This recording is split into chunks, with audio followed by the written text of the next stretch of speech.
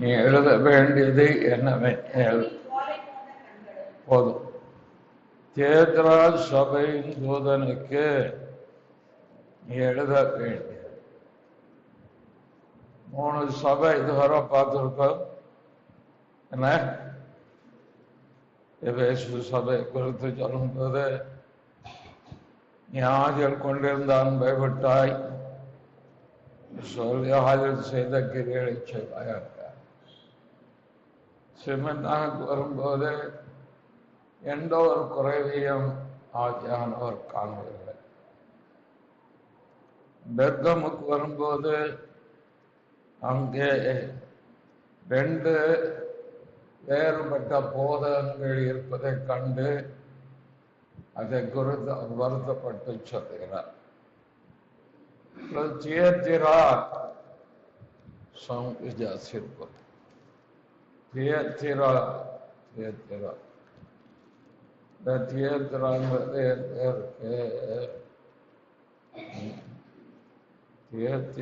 என்பது 7 சபைகளில் எங்கே இருக்கின்றது? ஆசியாவில் உள்ள 7 சபைகள். 7 சபைகளில் தியத்திரா சபை மேப் ஒன்று கொடுத்த ஞாபகம் இருக்கா? வச்சிருக்கீங்களா?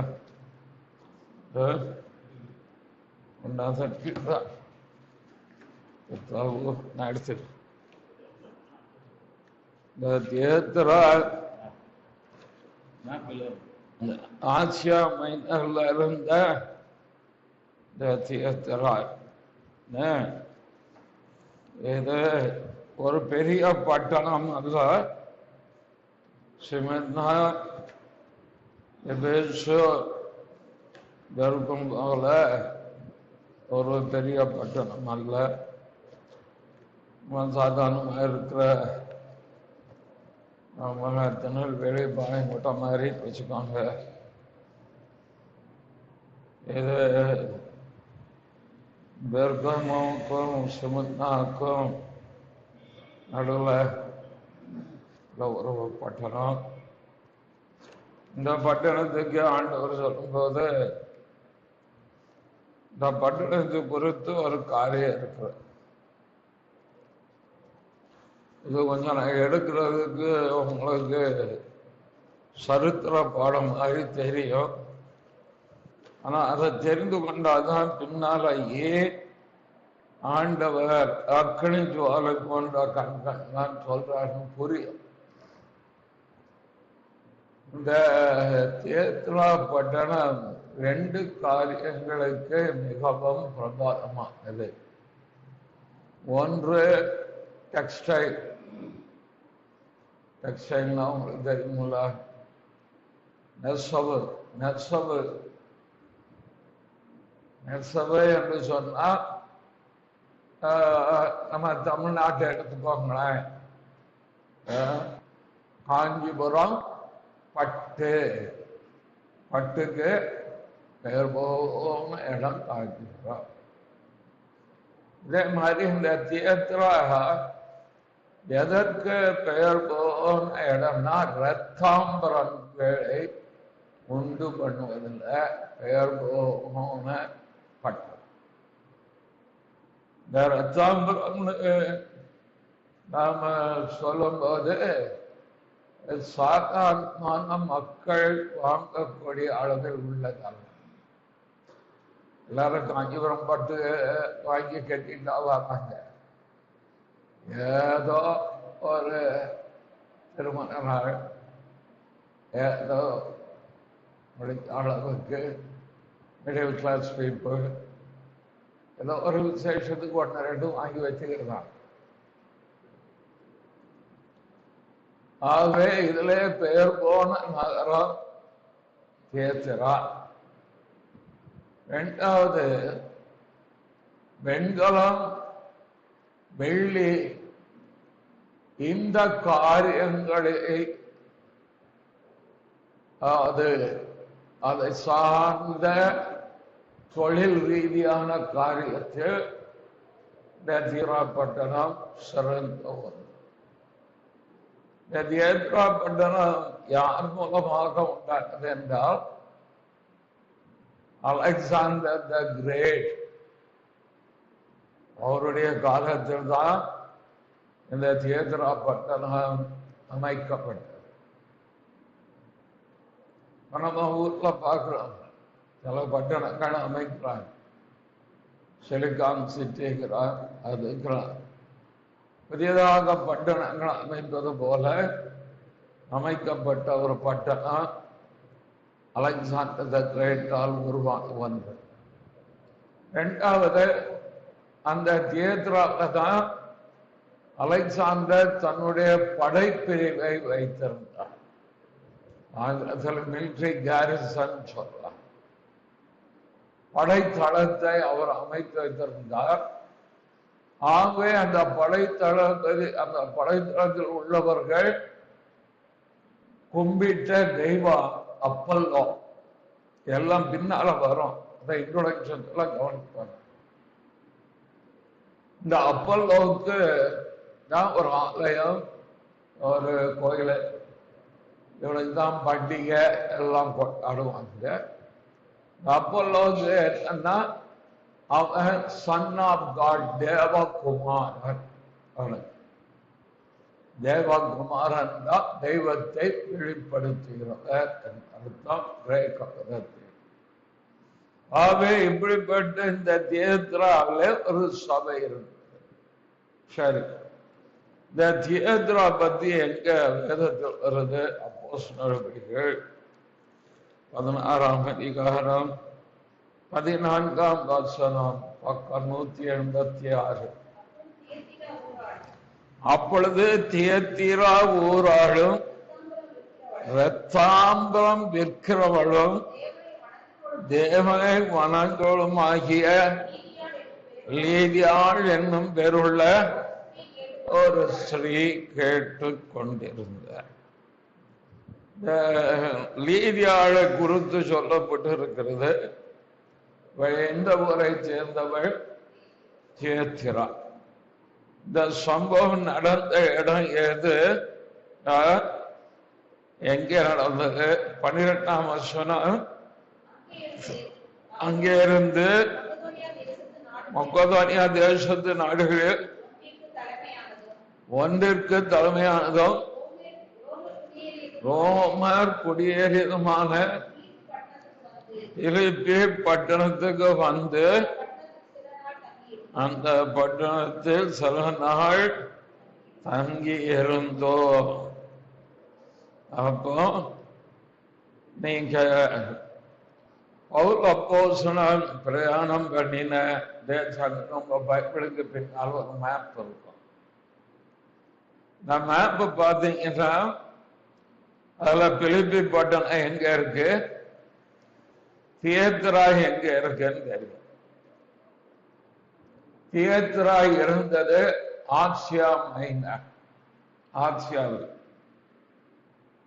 பிலிப்பி பட்டணம் இருந்தது மக்கோதானியா என்ற இடத்துல.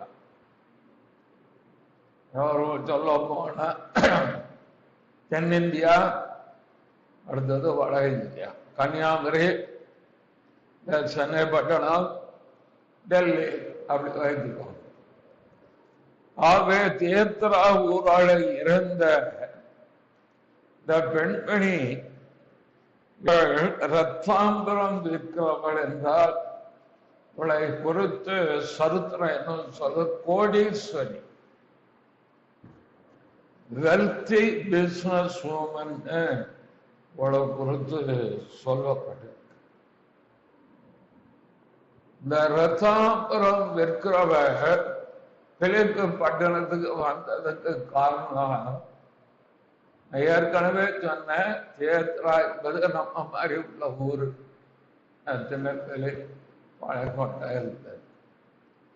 ஆனால் இவள் ஒரு நல்ல வியாபாரம் செய்ய வேண்டும் என்றால் இங்க இருந்தா வியாபாரம் தழைக்க முடியாதுன்னு சொல்லி இங்க இருந்து வியாபாரத்திற்காக சென்னை பட்டணத்துக்கு போகிறவர்கள் உண்டு, நமக்கு தெரியும். சாத்தான்குளம் முதல்வர் பக்கத்தில் உள்ளவர்கள்லாம் சென்னை பட்டத்தில் கடை வைத்திருக்கிறத பார்த்துருக்கிறோம்.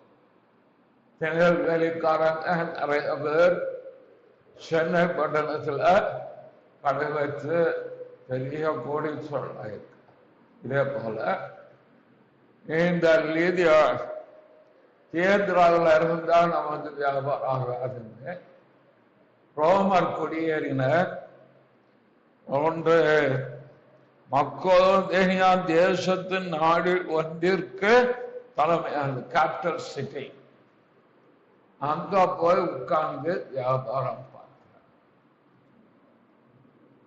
என்ன வியாபாரம் பார்க்கிறாள் என்றால் ரத்தாம்பர வியாபாரம். இந்த ரத்தாம்பர வியாபாரத்தை நாம் பார்க்கும்போது இந்த ரத்தாம்பரம் வேதத்தில் ராஜாக்கள் ஆச்சாரியர்கள் இவர்கள் அதை என்ன செய்தார்கள்? அணிந்திருந்தார்கள். ரத்தாம்பரம் அதையே எஸ்ஆர் புஸ்தகத்தில் இருக்க, தானியேல் புஸ்தகத்தில் வருது. அவர்கள் என்ன செய்தார்கள்? ரத்தாம்பரம் அணிந்திருந்தார்.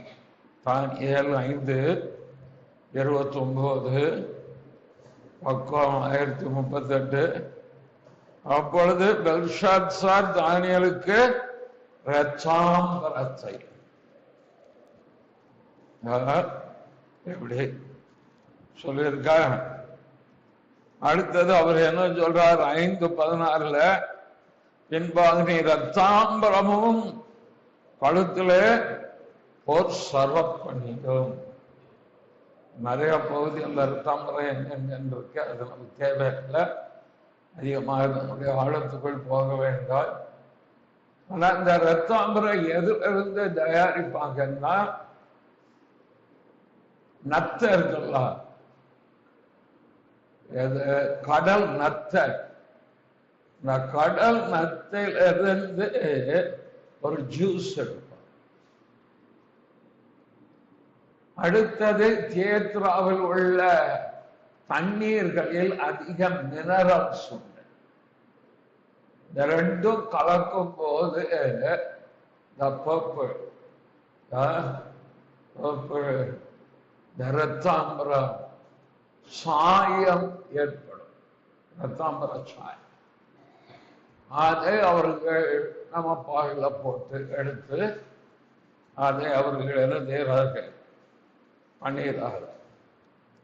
ஆகவே இந்த தியேத்திரா பார்க்கும்போது ஒரு நல்ல ஒரு சபை இருந்திருக்கு. ஆண்டவர் இந்த சபைக்கு தன்னை வெளிப்படுத்தும் போது அப்படி சொல்றார். இப்ப வாசிங்க, அக்னி ஜுவாலை போன்ற கண்களும் பிரகாசமான வெண்கலம் போன்ற பாதங்களும் உள்ள தேவகுமாரன் சொல். ஏன் ஆண்டவர் அக்னி ஜுவாலை போன்ற கண்கள் சொல்றார்? பிரகாசமான வெண்கலம் போன்ற பாதங்கள் சொல்றார். மூணாவது, ஏன் தேவகுமாரன் சொல்லி அந்த சபைக்கு தன்னை அவர் ஏன் இப்படி அறிமுகப்படுத்தினார்? ஏற்கனவே சொன்ன என்னன்னா, அங்க வெண்கலம் வெள்ளி இந்த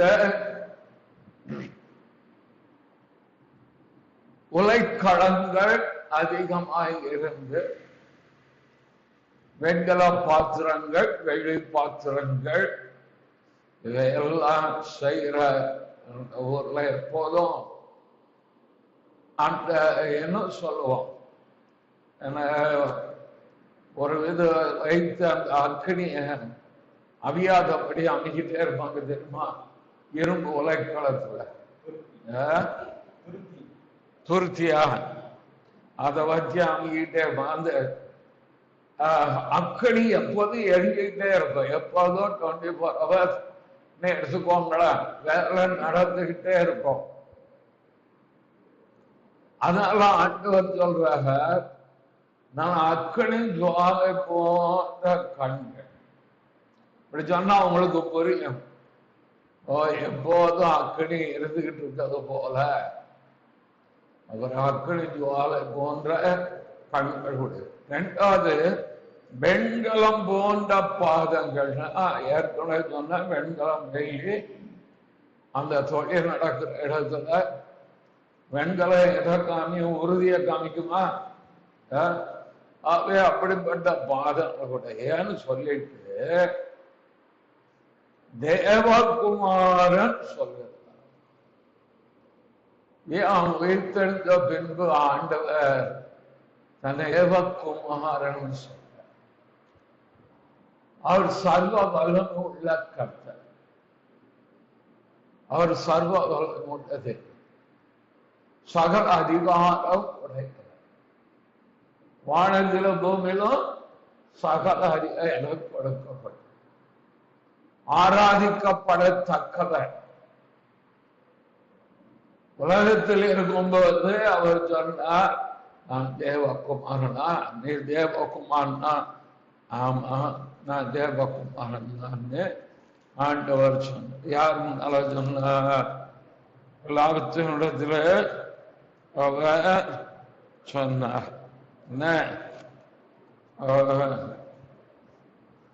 மத்தேயு 26:63-43.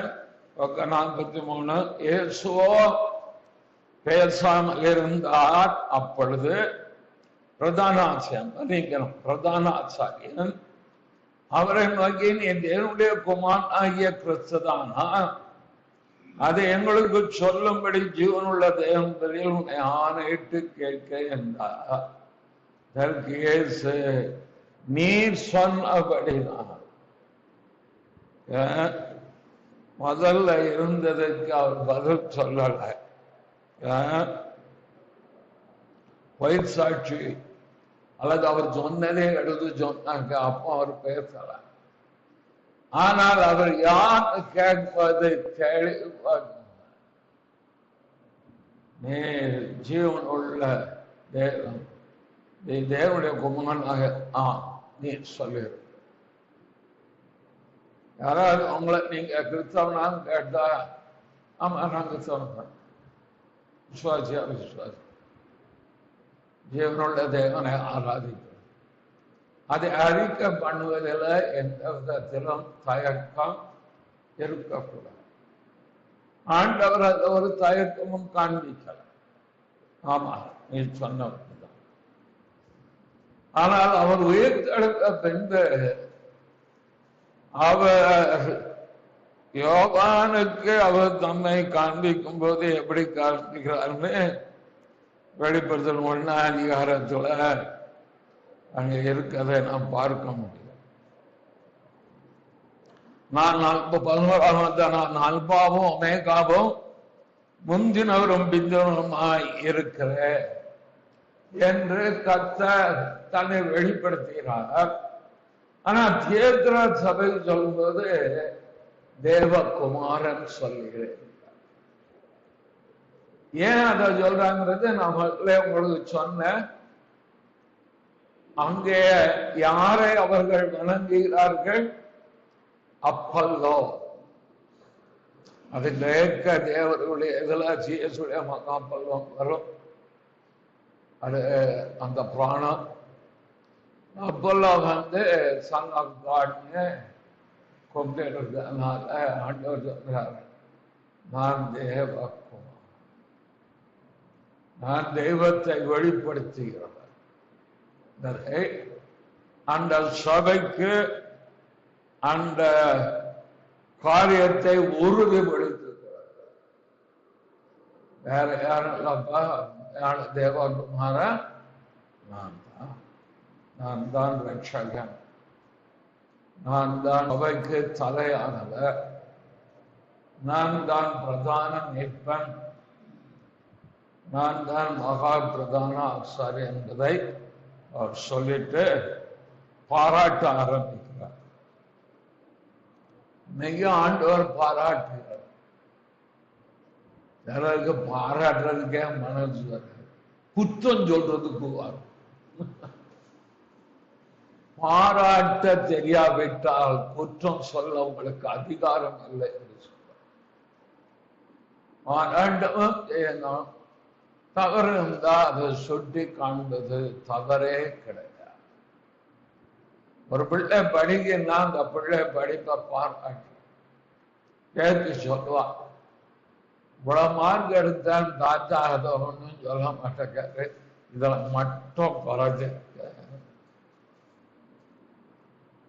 நான் சொல்லுவேன், நீ நல்லா படிக்கிற, அது எப்போதும் நான் ஒத்துக்கொள்றேன்.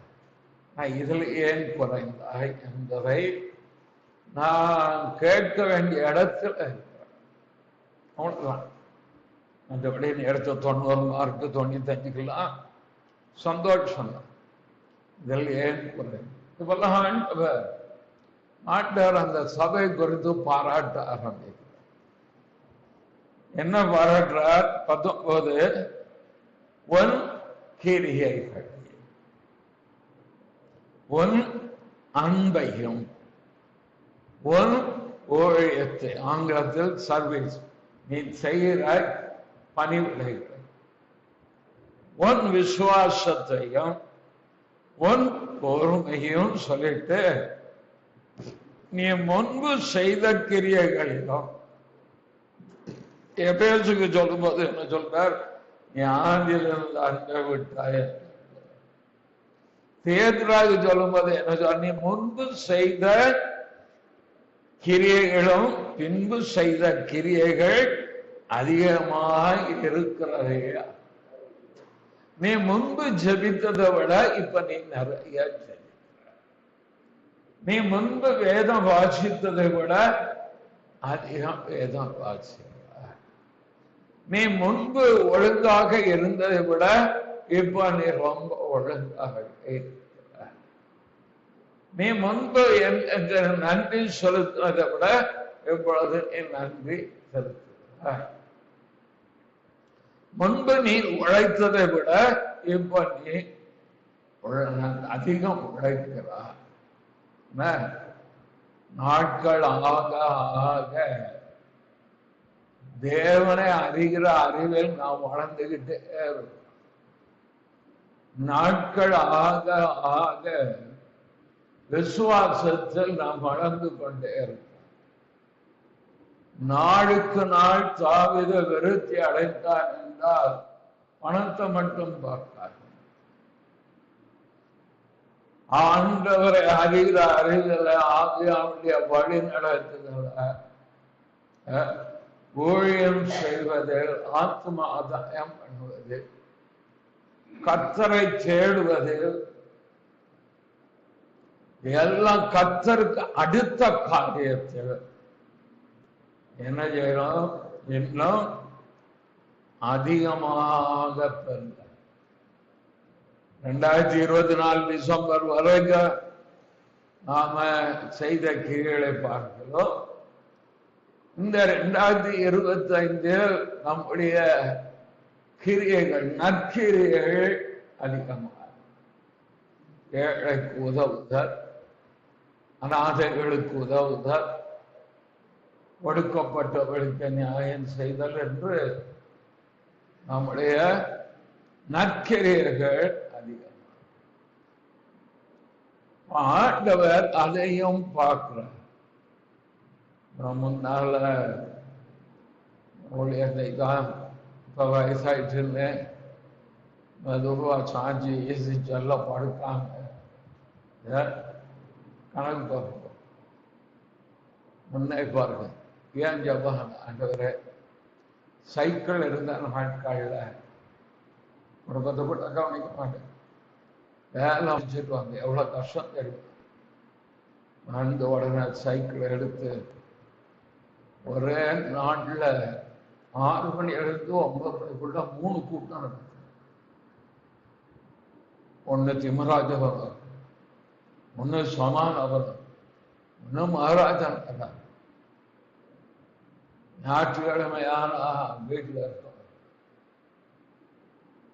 ஊழியம் ஊழியம் தேவன். எங்கள் வீட்டு அம்மா தான் காலில் இருந்துச்சு. சின்ன பிள்ளைகள் நம்ம மிதன் ராஜ் சின்ன பிள்ளைகள்லாம் வருதா, ரூபன், இந்த மாதிரி பிள்ளைகளாக இருக்கும். 2 பேரையும் புறப்பட வச்சு 8 மணிக்கு சர்வீஸ், நான் 7:55 உள்ள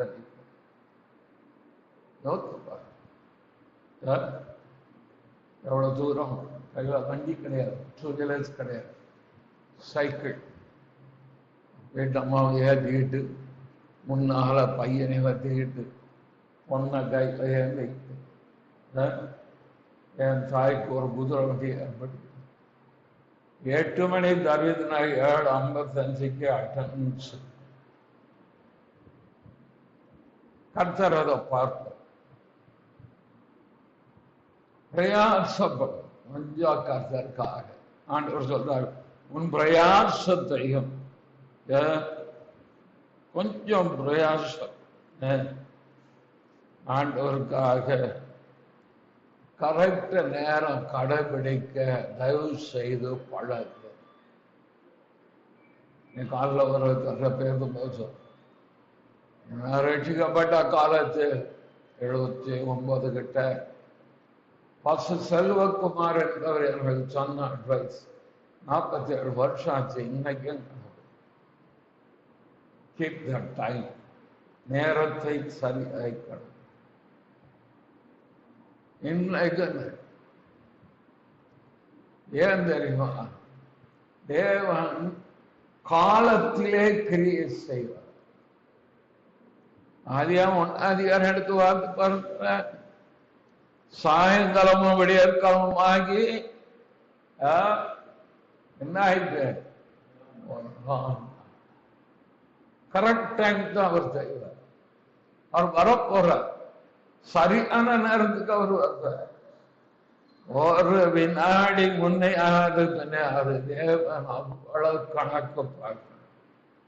காலம் நிறைவேறின பொழுது சிநேகத்தில் பிறந்தவர். நேரத்தை கடைபிடிக்க விசுவாசிகள் ஊழியர்கள் வீட்டை கூட்டானே போதும். அதுவும் கூட்டம் தான். அது தேவ சமூகம். ஒரு வீட்டுல கூடுறோம்னா அந்த வீட்டுல கொன்னையில சொல்லும் போது நாங்கள் தேவ சமூகத்தில் கூட எல்லாத்திலையும் ஊழியக்கான நேரம் நான் டெய்லி என் ஜனங்கள் 8:30 வந்தாங்க. நான் 8:30 முன்னால போயிருந்தேன். நான் கிருபை கேட்டாதான் அது நடக்கும். அதே மாதிரி ஆரம்பிக்கும், சரியா அந்த நேரத்துக்கும் சொல்லுவாங்க. முடிக்கலாம் சட்டை பிடிச்சி விடுச்சு. நீங்க ஒருத்தர் பேக்க சரியான நேரத்துக்கு முடிக்கலாம். நான் எந்த சொன்னேன். ஏன் சொன்னா, ஆவியானவர் நம்மளை திருத்த ஆரம்பிக்கும் போது ஜனங்கள் கர்த்தரை என்கிட்ட பேசுறாங்க. இதை ஏன் பேச மாட்டாங்க எனக்கு தெரியல. உட்கார்ந்தா பேசுறாரு, பேசுறாரு, நடந்தா பேசினார், சும்மா பேசினார். இதை சொல்லி கொடுப்பார். இத சொல்லி அப்ப ஆண்டவரே, நான் நாளில் எவ்வளவு உழைச்சேன். வயதானாலும் மர்ஜானா வைத்தான் செய்யும். எனக்கு ஒரே செய்யும். இன்னும் அதிகம் பிரயாசம். போன வருஷம் நான் ஊழியை செய்ததை பார்க்கிறோம். இந்த வருஷம் நான் இன்னும் கூடுதலாக சனிக்கிழமை ஜோமணிகள் மகைகளுக்கு நீ போகும். சரி, உறுதிப்படுத்தி விடுவோம். கிட்டத்தட்ட 6 வருஷம் போகல. போக சொன்னா போறேன். பிரயாணப்பட சூழ்நிலை வித்தியாசம், ஆகாரம் வித்தியாசம். போக சொன்னா போறேன். முன்னை பார்க்கல நீங்க இந்த வருஷம் கர்த்தரை அறிவுக்கு அதிகம் பிரயாசப்பட்டார். தேவன் உள்ளம் மகிழும். ஆண்டவர் எதிலெல்லாம் நீ அதிகம் நொங்கு செய்த கிரிகள்னா அன்பிலே நீ அதிகமாக இருக்கிறாய், விசுவாசத்திலே அதிகமாக இருக்கிறாய், என்னை சேவிப்பதிலே நீ அதிகமாக இருக்கிறாய், பொறுமையாக இருப்பதிலும் நீ அதிகமாக இருக்கிறாய். எவ்வளவு அதிகத்தையும் சொல்லிட்டு விரோதில வராரு. ஆயிலும் உன் பேரில் எனக்கு ஒரு குறை சொல்லாத, குறை சொல்லாதீங்க. அடுத்த ஊழியக்கான சொன்னாங்க. ஆண்டவர் ஊழியக்கானிய குறை சொல்லி இருக்கார். யாரு? தேதுரா சபையை நடத்தின பிஷப் குறை சொல்லுங்க. நம்ம சொன்ன என்ன ஆண்டவரே குறை சொல்லுங்க, இதுவரைக்கும் நீ செஞ்சது கரெக்டு தான், சந்தோஷம். வந்து குறை சொல்லுங்க. சாப்பாடுல உப்பு இல்லைன்னா உப்பு இல்லைன்னு தானே சொல்லுவாங்க. அதுதான் தோத்திரம் போட்டு கொள்வாங்க. இல்ல ஒண்ணு கொஞ்சம் காரம் கூட்டிட்டுன்னா என்ன சொல்லுவாங்க? சொல்லுவாங்க. காரம் கூட்டினா காரம். நான் தான் சொல்றேன், தப்பு இருந்தா சொல்லுங்க. என்னுடைய செய்தியில், நடக்கையில், பேச்சு, என் பேச்சை திருத்தினவர் ஒரு ஹிந்து சகோதரர், என் நண்பர். ஆபீஸ்ல பேசும்போது குலோக்கியல் நிறைய விட்டுவிடும். வழக்கு சொல், நடைமுறை சொல்லல், சர்வசாதனமாக ஒரு நல்ல நண்பர், அன்பர். நான் சொல்றேன், நான் சொல்றேன், நீங்க வருத்தப்படக்கூடாது. சொல்லுங்க, என்ன சொல்லுங்க? வார்த்தைகள் இப்படி இருக்கக்கூடாது, உன் சொற்கள் இப்படி இருக்க.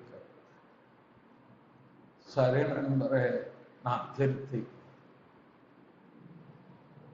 அவர் சொன்னதை பத்தி நான் வருத்தப்படல. ஒயிட் ஷர்ட் போட்டிருக்கேன், என் பின்னால கருப்பா ஒரு புள்ளி இருந்தா எனக்கு தெரியுமா உங்களுக்கு தெரியும்? உங்களுக்கு ஐயா பின்னால இதை நான் அழுத்திருக்கேன், அதுக்கு சொல்றேன். முன்னால நல்ல வெள்ளைன்னு சொல்லி இருக்கேன். இப்படிதான் நிறைய பேர் சொல்றாங்க. நீ என்ன சொல்றது? விசுவாசி என்ன சொல்றாரு? ஊழியக்காரன் என்ன சொல்றான்? யார் தெரியுமா? நீ யாராக இருந்தால் என்ன? தவறு தவறு, குற்றம் குற்றம். அதுக்கப்புறம் என்னுடைய வார்த்தைகளை நான் திருத்திக் கொண்டேன், அன்பா சொன்னேன், என் மேல் உள்ள அன்பினால் சொன்னேன். அது இன்றைக்கு என்னுடைய நெருங்கிய நண்பர். ஏன் சொல்றேன்னா, ஆண்டவர் மேல் உள்ள அன்பினால் அதை சொல்ற. குற்றம் கண்டுபிடிப்பதற்காக அவர் சொன்னார். தன் சீஷர்களை குற்றம் சொன்ன பொழுது ஆண்டவர் அவர்களை டிஃபெண்ட் பண்ணினார், பாதுகாப்பு. தெரியுமா? தனக்கு சேவை செய்தவர்களை குற்றம் சொல்லும் போது ஆண்டவர் அவர்களுக்காக டிஃபெண்ட் பண்ணி பேச. அது எங்கே இருக்கு? லூக்கா 7ஆம் அதிகாரம், அதுல 39ஆம் வசனம். அவரை அழைத்த பரிசேயன் அதை கண்டபோது, இவர் தீர்க்கதரிசியாய் இருந்தால் தம்மை தொடுகிற ஸ்ரீ நாள் என்றும் எப்படிப்பட்டவள் என்று அறிந்திருப்பார். இவள் பாவியாயிருக்கிறார்.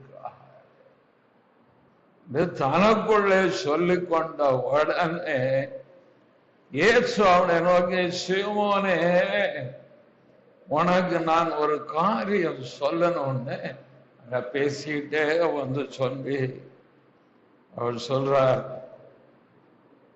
அவள் அதிகமாய் என்னிடத்தில் அன்பு கூர்ந்தார். அதிகமாய் அன்பு கூர்ந்தார்களே. புரியுதா? ஆண்டவர் என்ன செய்தார்? 47ஆம் வசனம், மன்னிப்பு, இவள் மிகவும் அன்பு கூர்ந்தார். நம்மளை விட்டு கொடுக்க மாட்டாரா? சாத்தான் குற்றம் சாட்டுகிறவன் தாழ வெள்ளுண்டு கள்ளுண்டு போனானே. உங்களை என்னையும் யாரும் குற்றம் சாட்டுவதற்கு கர்த்தர் என்ன செய்ய மாட்டார்? விட்டு கொடுக்க மாட்டார். யோவான் 12, மார்த்தாள் மரியாள் வீட்டுல மரியாள் வந்து என்ன செய்ய,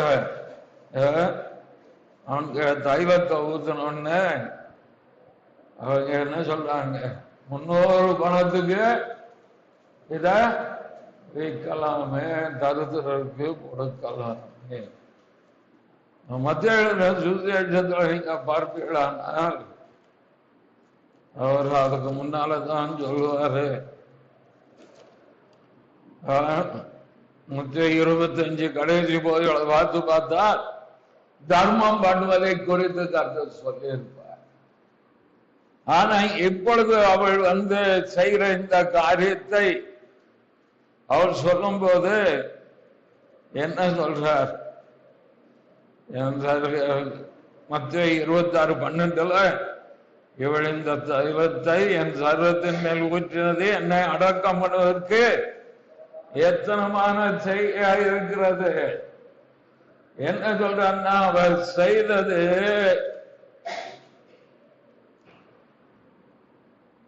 சரியானதை, நற்கிரியை என்னிடத்தில் டிஃபன் பண்ற. தரித்திரத்தை குறித்து பேசின தெய்வம் தான் இப்போ சொல்றாரு, அவளை குற்றம் சாட்டும் போது டக்குனு பொறுக்க அவள் என்னிடத்தில் நற்கரியை செய்தார். கர்த்தர் ஒரு நாள் நம்மளை விட்டு கொடுக்க மாட்டார். கர்த்தர் மற்றொரு நம்மை குற்றம் சொல்லுவதை அவர் ஒரு பொழுதும் விட்டு கொடுத்து பார்த்துக்கிட்டு இருக்க மாட்டார். சீஷர்கள் வயல் வழியாக போகிறார்கள். போகும்போது அவங்க என்ன செய்யறாங்க? பசி வந்துட்டு என்ன செய்வாங்க? ஆண்டவர் உங்களை கூப்பிட்டு போயிட்டே இருக்கார். மத்திய 12 காலத்தில் இயேசு ஓய்வு நாளில் பயிர் வழியே போனார். ஓய்வு நாளில் குறிச்சுக்கோங்க. அவருடைய சீடர்கள் பசியா இருந்த கதிர்களை கோய்ந்து தின்ன தொடங்க. பசி வந்துட்டு ஆண்டவர் பாட்டு கோழி செஞ்சு போயிட்டே இருக்காரு. நம்மளும் முன்னால ஒருத்தன் போறோம வயிறு பசிருக்கான்னு கஷ்டம் நினைச்சா அவன் பாட்டுக்கு போயிட்டே இருக்கான்னு பார்த்தா அங்கங்க இருந்த போதுமே எனக்கு பார்லியான்னு இருக்கிறது வாயில போட்டு வச்சுக்க கிடைக்க வாயில போட்டானே பரிசேயர்கள் சொல்லுங்க, ஏதோ ஓய்வு நாளில் செய்ய தகாததை சீழல் செய்கிறார்கள். ரொம்ப அழகா ஆண்டவர் வந்து ரொம்ப அழகா நல்லா தனமா கொச்ச தமிழ்ல வழக்கு சொல்ல பேச அவர் அப்படி இல்லை, ஒரு அழகாச்சு. இதற்கு அவர் தாவீதோடு இருந்தும் பசியா இருந்த போது செய்து நீங்கள் வாசிக்கவில்லையா அப்படின்னு 1 சாமுவேல் 21:6 இருக்க சம்பவம் எடுத்து சொல்ல டிஃபன் பண்ணுவார். நம்மளை கர்த்தர் டிஃபன் பண்ணி நம்முடைய கிரிகளை யாரு குற்றம் சொல்லாத வெளிக்கு நம்முடைய சோதனை மேல் குற்றம் சாடும் தானம் விழுந்து போனானே குற்றங்கள் ரொம்ப சரி ஆனா இப்போ ஆண்டவர் தேவராஜாவில் காட்ட சொல்றாரு, உங்க ஒரு குறை இருக்கு. அது என்னன்னா, தன்னை தீர்க்கதரிசி என்று சொல்லுகிறார் ஏசபேல் என்னும் ஸ்திரீயானவள் என்னுடைய ஊழியக்காரர். கவனிங்க, என்னுடைய ஊழியக்காரர். விசுவாசின்னு சொல்லலாம், உங்களை சொல்லலாம். சொல்ற வேசித்தனம் பண்ணவும் விக்கிரகங்களுக்கு பழத்தை புசிக்கவும் அவர்களுக்கு போதித்து அவளை வஞ்சிக்கும்படி நீ அவளுக்கு அது சபையில தீர்க்கதரிசனம் சொல்ற ஒருத்தி இருந்ததற்காக இருக்கு. தீர்க்கதரிசனம் நல்லது வரும், ஜனங்களை பக்தி விரித்து கொண்டு நடத்தணும், அதான் வேதம் இருக்குது.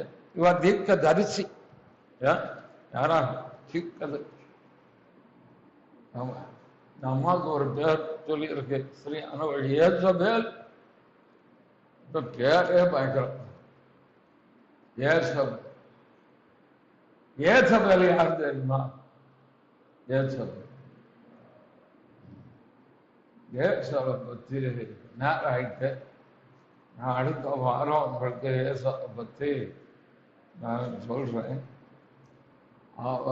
சரித்திரம் தொடர்ந்ததே 1 ராஜாக்கள். ரொம்ப இன்ட்ரெஸ்டான இது. இருக்கிறதுலையே மோசமான பெண்மணி வேதத்துல அம்மா ஏசபேல் தான். அவ எங்க ஊரை சேர்ந்த 16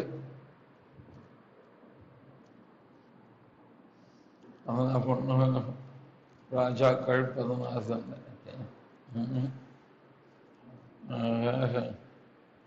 ஒண்ணு 16 30 பாத்தீங்க. உம்ரியின் குமாரனாகிய ஆகாப் தனக்கு முன்னிருந்த பார்வைக்கு பொல்லாப்பனதை செய்தான்.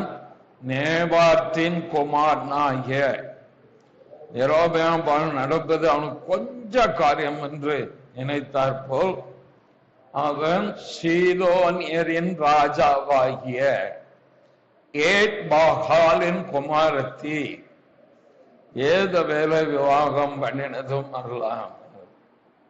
அவன் போய் பாகாலையும் சேவித்து பணிந்து கொண்டான். சீதோன் என்பான். சீதோன் என்னது? இது வேதத்தில் எங்கு சொல்லப்பட்டிருக்கிறது? இந்த சீதோனின் ராஜாவுடைய இவ யாரு? குமாரத்தி யாரு? அம்மா ஏசபேல்.